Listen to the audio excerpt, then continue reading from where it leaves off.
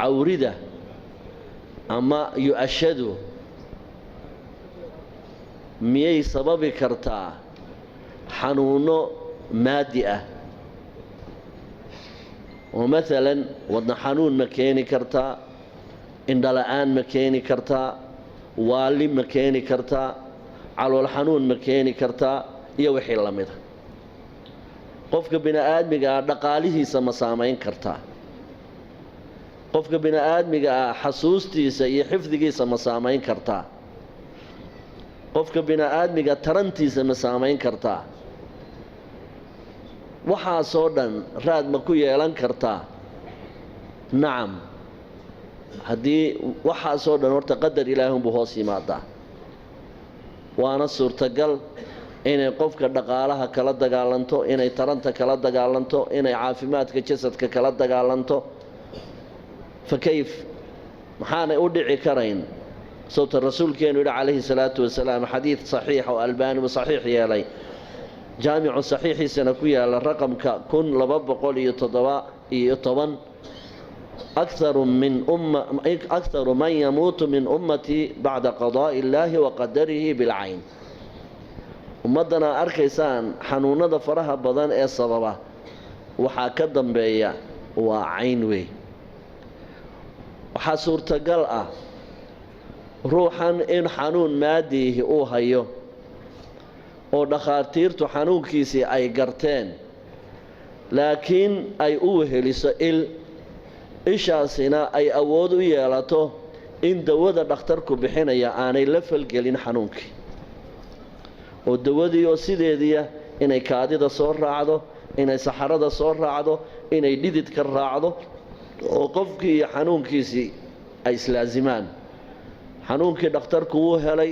shaybaadhkii wuu soo saaray bakteeriyadu tay ahayd waa la gartay antibiyootigii xaqiiqada ahaa ee dili lahaa waa lagu kaljar gareeyay waxaana la ogaaday bakteeriyada fulaankan ku jirta in antibiyootigaasi uu baawar leeyahay uu baabi'in karo dawadii baa loo qorayaa mana ka jawaabaya ruuxii waxaa suurtagal ah in qofkan ay u weheliso cayn awood u leh in ay hor joogsan karto inay isla falgalaan qofkan dhiiggiisa iyo dawadu oo qofkii dawadii lagu wado waxna aanay u tarin waa wax dhici kara dhibaatooyin fara badanna way keeni kartaa miisaal yar baan idin siinayaa qof dumar ah ayaa waxaa dhacday mar kasta oo meel farxad leh ay tagto ama ayaamaha farxadda leh ay ka qayb qaadato hadday ciid tahay hadday xaflado kala tahay hadday xaflad aroos tahay mar allaaliya markay meel farxad leh tagto naqaskaa ku dhegaya koomay gelaysaa naqaskaa ku dhegaya koomay gelaysaa halkii baa laga soo qaadaa muddaa markaa dhakhtarka la geynayaa halkaasaa naqaska oxygen lagaga soo saarayaa maalintii dambe ayaa waxaa la abaabulay xaflad aroos inan ay iyadu dhashay baa la aroosayay intaanay xafladda arooska aan la abaabulin ayaa gabadha nin sheekha baa loo geeyey dabadeedna qur-aan buu ku aqriyey waxbaa markaa tilmaamay mashkiladdu halkay ka timi sheekhii wuxuu yidhi waxaynu u baahannahay aahaar in la soo qaado qofkaa ishu ay ka dhacday in waxoogaa DNA-diisa wuxuun laga soo helo raadadka jidhkiisa ama dhididkiisa ha ahaato ama haddii rabbigaa xukunkiisa leeyahay candhuuftiisa ha ahaato aduu waxuun noloshiisa xidhiidh la leh inaynu helaa lagama maarmaana tii dheg looma dhigin xafladdii inanteeda lagu meherin lahaa ayay abaabushay gabadhii marka ay xafladdii bilowday ee dadkii isu wada yimaadeen qaybuubay gashay koomay gashay si aanay baryihii hore u geli jirin oo kale u gashay qaybuuba kaamila markiiba iscaaf baa loo dalbay waa la qaaday waxaa loo baahday in cinaaya murakaza ICU in la geliyo oo halkaa lagu xanaaneeyo koomay ku jirtaa dhakhaatiirtii si walba way u baadheen ciladeedan maxaan ku idhaa sanbabadii waa caadi wadnihii wax dhibaato ah ma qabo kelyihii waa caadi maskaxda wax dhiigi kuma fura xidid joogsaday iyo xinjir yani awday midna male dhammaan shaqadii maskaxdu waa caadi dhakhaatiirtii way ku wareereen dabadeedna inan ay gabadhaasi dhashay oo qisadii hore la socotay baa waxay doonatay gabadhii berigaa wadaadku sheegay dabadeedna raashin bay la cuntay iyadoon waxba isu sheegin raashinkii ayaa meeshay gabadhii la tuhmayey ay wax ka cunaysay bay gacanteedii markii hawshii dhammaatay baa in yar oo halkay gacanteedu taabatay oo raashinkii bay soo qaadatay dabadeedna waxay ku soo ridatay qaruurad yaroo biyo ku jiraan ayay ku soo riday biyihii bay soo qaadatay waxay la timi isbitaalkii hooyadeed oo ku jirta ICU-gii ayay dhibic biyo ah ayay afka u saartay dhibicdii biyahayd markay afkeeda gashay ayay mar keliya hindhiso bilowday qofkii koomada ku jiray aad bay u hindhistay wax dhaqdhaqaaqana laguma hayn markay waxoogaa hindhistay ayay indhihii kala qaaday caadi bay noqotay dhakhaatiirtii way dul taagan yihiin way u yimaadeen qofkii oo wax allaaliya wax ka qayirin aanu jirin way iska soo saro fadhiisatay dhakhtaraddii hawshaa haysay iyo neersankii labadoodiiba aad bay u yaabeen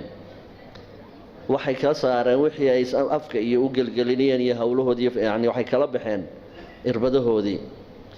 dhakhtaraddii markaa ma oga farsamadan yartu ay samaysay aad bay markaa dhakhaatiirtii u farxeen malafkeediina way laabeen waxay dhahan gabadhani way bogsatay markaasaa la balada ka warrama waa maxay sababta waxay dhahaan dhakhaatiirtii axyaanan yucaaliju ljasadu nafsahu tilqaa'iyan axyaanan yucaaliju ljasad nafsahu tilqaa'iyan marmar baa iska dhacda qofka jidhkiisu caadiyan isagu uu dib isu rifeergareeyo oo dib isu dabiibo oo uu dib isu bogsiiyo marka waxaan u filaynaa uun iyadu inay isdhakhtarisay jidhkeedu gudaheedii inay dib isu dhakhtarisay ayaanu u filaynaa marka haddaynu muslim nahay waxaynu fahmaynaa qofka bini-aadmiga ah asraar badan baa ku duugan waataynu ka warramaynay nebiyullaahi yuusuf iyo qamiiskiisii iyo sidii nebiyullaahi yacquub waxay kala kulmeen marka wax culusba ma ahan asraarta nolosha oo dhan diinta ay nooga warramaysa waa waxa iyagu fahmi la'yihiin dadka maadiyiinta ee cilmalmaadiga keliya wax ku bayskareeya in markaa aahaar la helo oo qofkii lagu dabiibo way dhacday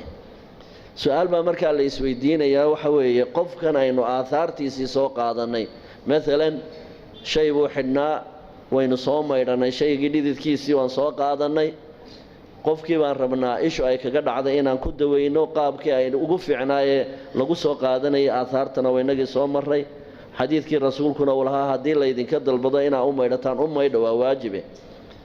waataan kaaga warrameen ku idhi laakiin baabkaas haddaad soomaali ula tagto way isdilaysaan mashkiladda qof soomaaliya ha ula tegin caada ahaan innagu ma naqaano qof baad cawriday ee aahaartaada isii waa isdilaysaan mashkilad weyn baana ka dhacaysa cadaawad aan weligeed la dabiibin baa idin dhex maraysa qofka waxa markaa tajribe aynu ku ogaanay ama lagu ogaaday culimmadu ay ku ogaadeen qofkan ku ogeyn inaad raadkiisa qaadan karto nimaanu saaxiib nahay